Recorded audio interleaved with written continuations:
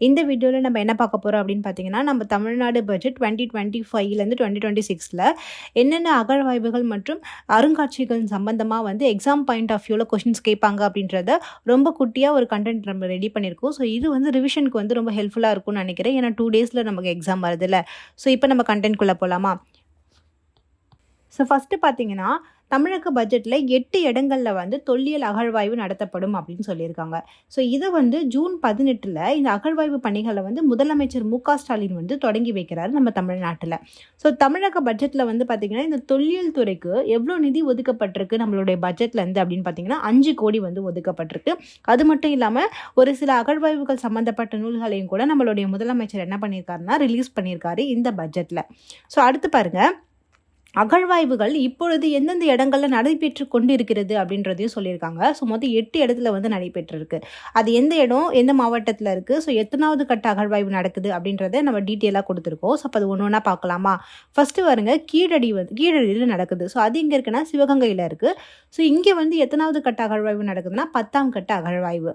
அதே மாதிரி வெப்பங்கோட்டையில் வந்து நடக்குது. ஸோ அது வந்து விருதுநகரில் இருக்குது. இங்கே வந்து 3ஆம் கட்ட அகழ்வாய்வு நடக்குது. ஸோ அடுத்து பாருங்கள், கோட்டை இந்த இடத்துல நடக்குது. ஸோ இது வந்து புதுக்கோட்டையில் இருக்குது. இங்கே வந்து 2ஆம் கட்ட அகழ்வாய்வு நடக்குது. அடுத்து பாருங்க, கீழ்நமண்டி இந்த இடத்துல நடக்குது. ஸோ இது வந்து திருவண்ணாமலையில் இருக்குது. இங்கே வந்து 2ஆம் கட்ட அகழ்வாய்வு நடக்குது. அடுத்து பாருங்க, சொன்னனூரில் நடக்குது. ஸோ இங்கே வந்து இது எங்கே இருக்குது அப்படின்னு பார்த்தீங்கன்னா கிருஷ்ணகிரியில் இருக்குது. ஸோ இங்கே முதல் கட்ட அகழ்வாய்வு நடக்குது. ஸோ முதல் கட்ட இப்போ நம்ம கீழே பார்க்க போகிறது எல்லாமே முதல் கட்ட அகழ்வாய்வு தான். ஸோ அடுத்து பாருங்க, மருங்கூர் அப்படின்ற இடத்துல நடக்குது. ஸோ இது வந்து கடலூரில் இருக்குது. இங்கேயும் முதல் கட்ட அகழ்வாய்வு தான்.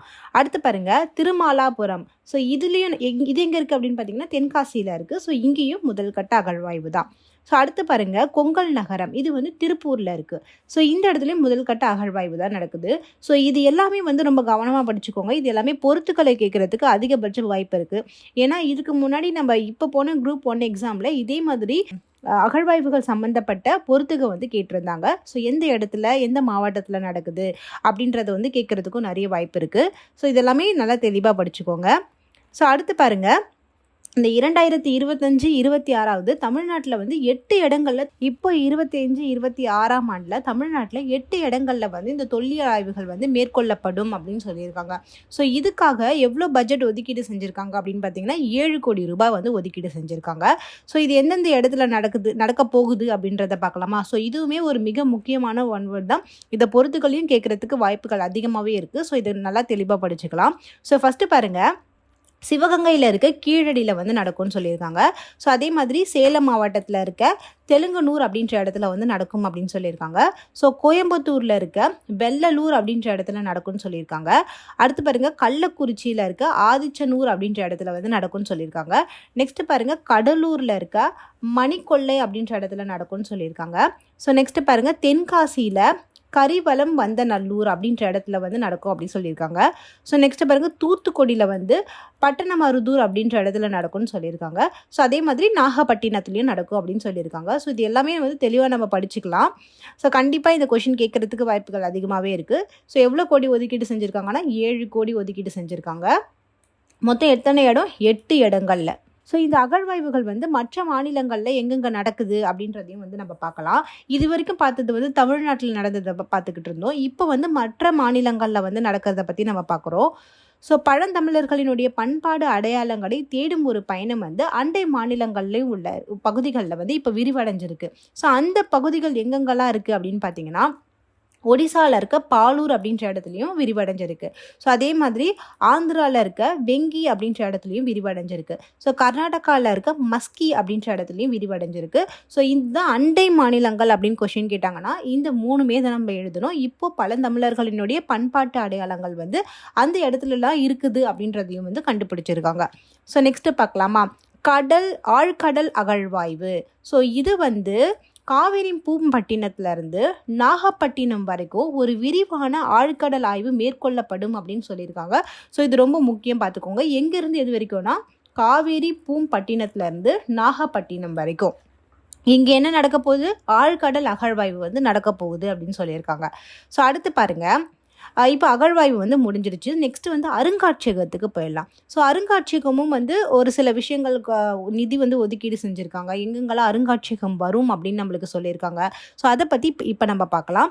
முதல் பாருங்க, நொய்யல் அருங்காட்சியகம். ஸோ இந்த நொய்யல் அருங்காட்சியகம் எங்கே அமைக்க போகிறாங்க அப்படின்னு பார்த்தீங்கன்னா ஈரோடுல. ஸோ இது வந்து எதுக்கான அருங்காட்சியகமாக இருக்கும் அப்படின்னு பார்த்தீங்கன்னா கொடுமணல் அகழ்வாய்வுகளுக்கான ஒரு அருங்காட்சியகமாக இருக்கும். ஸோ இதுக்கு எவ்வளோ வந்து பட்ஜெட் ஒதுக்கியிருக்காங்க அப்படின்னு பார்த்தீங்கன்னா 22 கோடி வந்து ஒதுக்கீடு செஞ்சுருக்காங்க. ஸோ அதே மாதிரி நாவாய் அருங்காட்சியகம் அப்படின்னு சொல்லிட்டு ஒரு அருங்காட்சியகத்தை அமைக்க போகிறாங்க. ஸோ அது எங்கே அப்படின்னு பார்த்தீங்கன்னா ராமநாதபுரத்தில். ஸோ இது எதுக்காக அப்படின்னு பார்த்தீங்கன்னா பாண்டியர்களினுடைய கடல்சார் சிறப்பை வந்து சொல்கிறதுக்காக இந்த அருங்காட்சியகத்தை அமைக்க போகிறாங்க. ஸோ இதுக்கு வந்து 21 கோடி வந்து பட்ஜெட் ஒதுக்கீடு செஞ்சுருக்காங்க. ஸோ அடுத்து பாருங்கள், அகரம் மொழிகளினுடைய அருங்காட்சியகம். ஸோ இந்த அருங்காட்சியகம் எதுக்கு அப்படின்னு பார்த்தீங்கன்னா தமிழினுடைய தொன்மை மற்றும் தொடர்ச்சியை வந்து இளைய தலைமுறையினருக்கு அறிமுகப்படுத்துறதுக்காக எங்கே உருவாக்க போகிறாங்க, மதுரையில் அமைக்கப்படும் அப்படின்னு சொல்லியிருக்காங்க.